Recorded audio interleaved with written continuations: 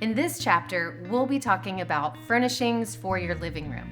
So we gathered inspiration, we put together design direction, and a loose floor plan for the furniture arrangement. Now it's time to actually select pieces for the space. This is really such an exciting part of the process because this is when your ideas start to come to life. So in this process, we're going to work from the ground up. We'll start with the rug and then add all of the furniture. I'd love to find something that feels good on the feet. I'm thinking about being in our living room, hanging out, shoes off, casual. General rule of thumb when it comes to rugs, this is what I go by.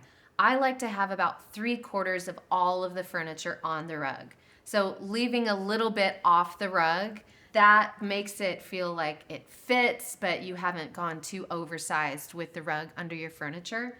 I wouldn't take that too literally. You don't have to actually measure out what is 3/4 of my furniture. Okay, now that's what I'm gonna put on the rug. But mostly furniture on the rug with just a little bit peeking off. Right, so we're here in my living room. We worked on design direction, got a furniture plan. I've got that with me here. I know exactly where I want furniture to go.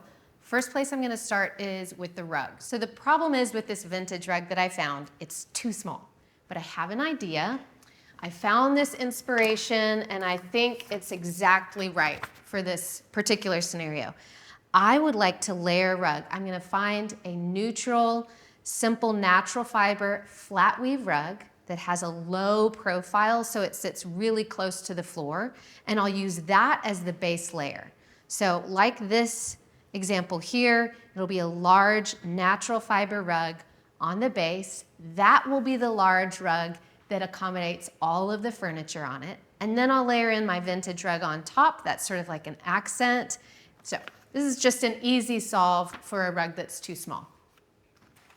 Now, let's actually try it out. I've thought this in my head, but I don't know if it's gonna work, so I'm gonna roll out the rugs and see how it actually fits in the space. All right, so here's the rug I found. It is a vintage Moroccan rug. It has sort of that traveled global feel, and you can see this is a higher pile rug. So it's got these cut fibers at the top. It's not woven flat close to the ground. And what that'll feel like when you're walking on it is that it's really cozy and warm and inviting. That's what I want this space to feel like. So I also really like that it's neutral. I'm gonna pull this down, center it on the fireplace. Okay, I can already tell, and I knew this based on the measurements that I took in the room, this rug is too small. If I run a sofa right here, it's probably gonna go end to end, leaving no room for chairs on the side. Coffee table would probably fill a majority of the center of this rug. So I'll roll this up, get the flat weave down, and then we'll layer this on top. All right, here is flat weave rug.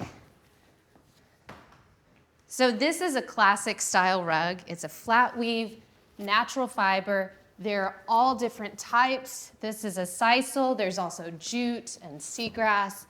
And basically, it's just a great base layer. It's super durable. It's classic. It can really go with any style of decor. So now that I've got it centered in the room, I can tell this is what we need. So you may choose to stop at this point. I think this is a great solution for a rug in a living room where there's a lot of activity and kids and dogs and movement. I think that this is a classic style that really goes with any kind of decor. So this is what I mean by a flat weave. You can see it's super low profile and it's woven together like a piece of fabric. This will be more durable. The cut pile rug will be more comfortable. Now for this guy, I'd like to center directly over the flat weave rug. This is the fun part. You just get to guess. And then the next stage from here will be furniture.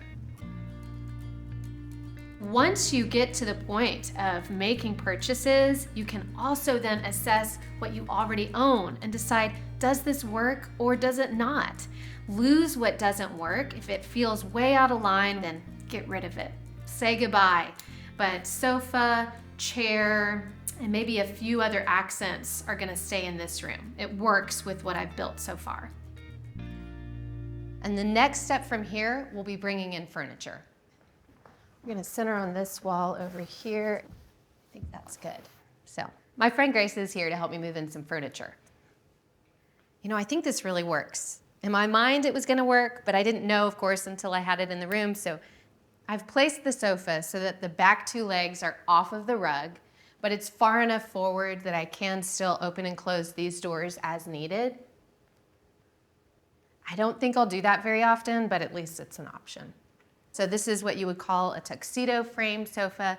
The arms and the back are all at the same height, no loose cushions, so that gives it a more modern, sleek feel, but it also has these button tufts, which is a bit more traditional. So I love that. I love the mix of those two things. So the next thing I want to place is the credenza.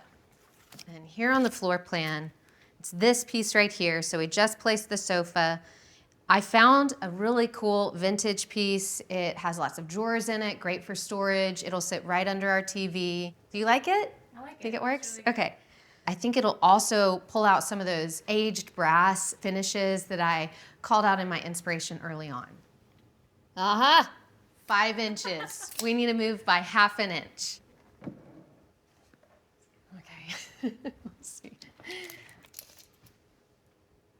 Oh gosh, we went too far. Next is chairs. I'm gonna experiment with a few different styles, see what works best.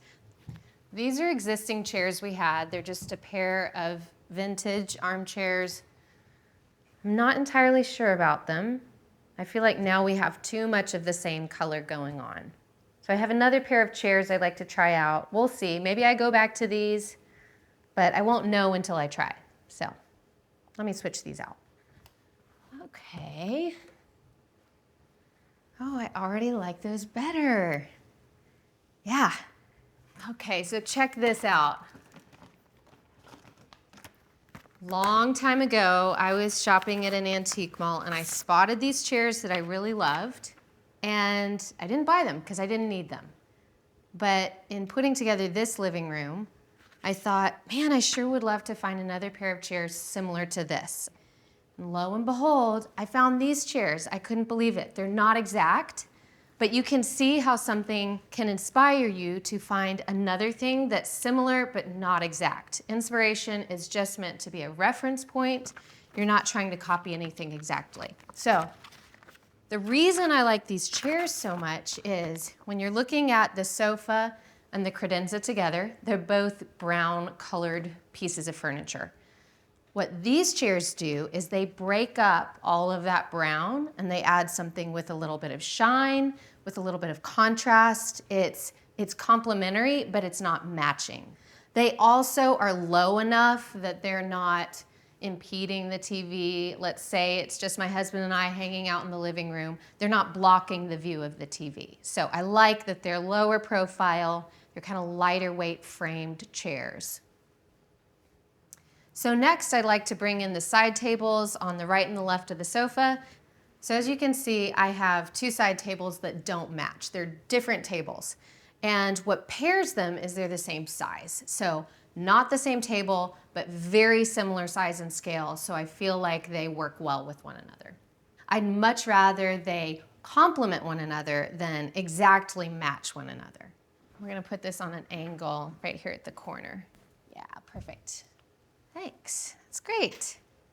Now we have the majority of the seating placed, so there are just a few more things to bring into the room. I'm gonna reference my floor plan. So as you can see, now all I need to bring in is the bookcase and a little side table here and our coffee table. I'm curious to see how these things come together. I haven't tried them out yet, so this will be moment of truth. We'll see how it works, and we'll make adjustments as needed. Perfect.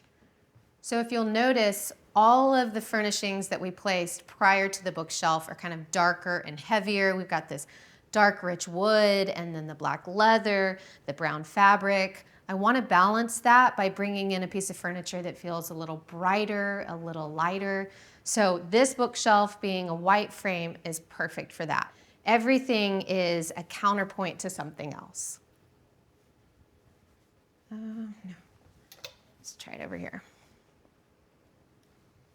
All right. Yeah. This chair needed just a small little table to the side for someone to set a phone, set a drink, set a book. So it's perfect for that. Also, this chrome base is tying over to these chrome chairs over here. So again, I'm kind of bridging the gap between things that are different and varied and connecting finishes across the space. So the last thing in this room for furniture is the coffee table. And honestly, I've been looking for this piece for a long time. I've been saving up for it. I really want it to be a statement in the middle of the room. Here it is. We're gonna center right under this chandelier. Perfect. Okay, this is so exciting. Love this table. It does exactly what I was hoping it would. All of this variation in the stone is connecting things across the room. It's like a piece of art in the middle of our space where it's really special and unique. You walk in and you notice it right away. It's also contrasting the rug. So the rug is this kind of speckled black and white pattern, and this separates from that and really makes a statement in the middle of the room. I just love the way this turned out. Now that I've moved everything into the room, I'm able to physically confirm that what I planned on paper is actually working out. We've done a lot of work in planning and gathering ideas. This is the part at which really things start to pay off. You get to see your plans come to life in real life. So I hope you have had fun in this process. I certainly have. I love the way this room is coming together. I think the next few phases of things are going to be equally exciting.